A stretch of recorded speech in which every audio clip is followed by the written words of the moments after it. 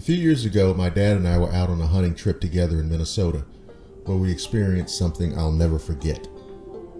Our dog, Hudson, was sleeping in the living room, and all of a sudden he started barking. I mean, barking like a motherfucker, like he was about to smash through the door and attack whatever was out there. My dad and I went out into the living room to calm him down, but he was standing at the door, hair standing up and barking like crazy. My dad repeatedly tried to calm him down, but to no avail. Hudson started pawing at the door, all the while continuing his bark. I looked out the window expecting to see a wolf or bear wandering around, but I couldn't see anything at all. There's a motion sensor on the front of the cabin to deter the raccoons in the middle of the night, and that wasn't even tripped. Eventually, Hudson calmed down, but he was still restless the rest of the night. I could hear Hudson walking around the cabin.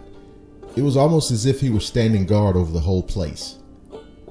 We went out on our first day of hunting, but there wasn't anything worth firing a shot at. We went out on the porch for a cigarette, and my dad pointed out that the night was unusually quiet, and I pointed out that the day was too. Something off was going on around these woods. Hudson started barking again, even more ferocious than last night.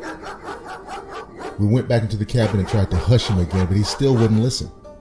Again, I peered out of the window, and again I found nothing, except for this time, the motion sensor was on. It wasn't on 2 minutes before. When we were out there, I began to make out movement just outside the light and strained my eyes to see past the light. I finally got my dad to look outside, and his entire demeanor changed. He wasn't so laid back anymore. He was stiffened and agitated. "That's not a goddamn bear. What the hell is it?"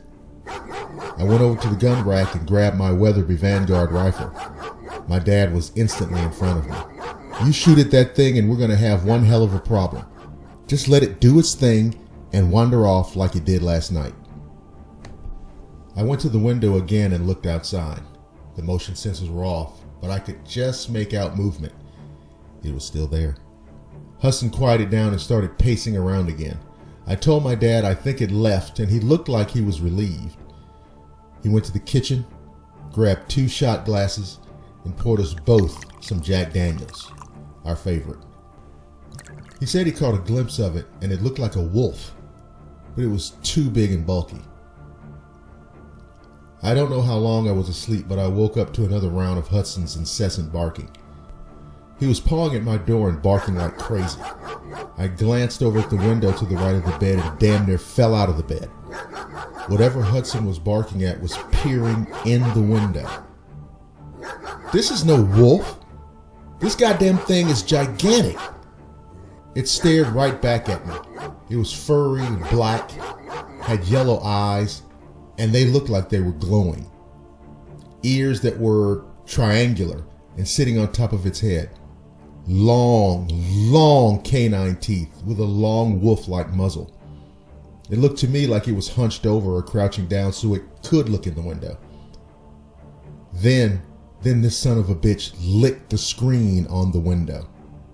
I leaped out of the bed and bolted out of the room. My dad was already awake, and I started yelling at him that the thing was back outside. I grabbed my rifle again, not caring about my dad's warning, but it was already gone. My dad was right behind me and told me not to shoot, that it would just piss it off. He told me he thought it was a werewolf. I saw it with my own eyes, and it really did look like a werewolf, like from the Underworld movies. He told me that when he saw it, it was standing on 2 legs and had to be at least 8 feet tall.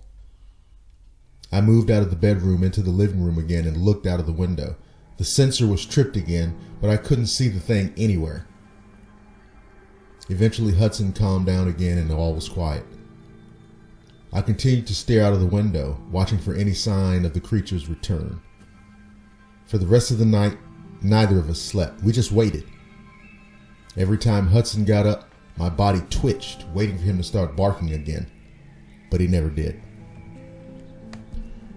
The sun rose and we walked around the cabin but found nothing.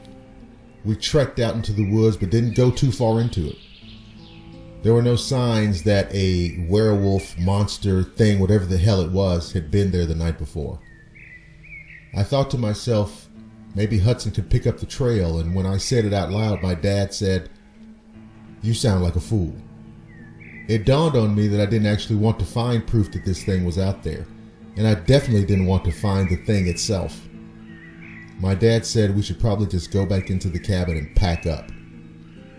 I didn't have a problem with that.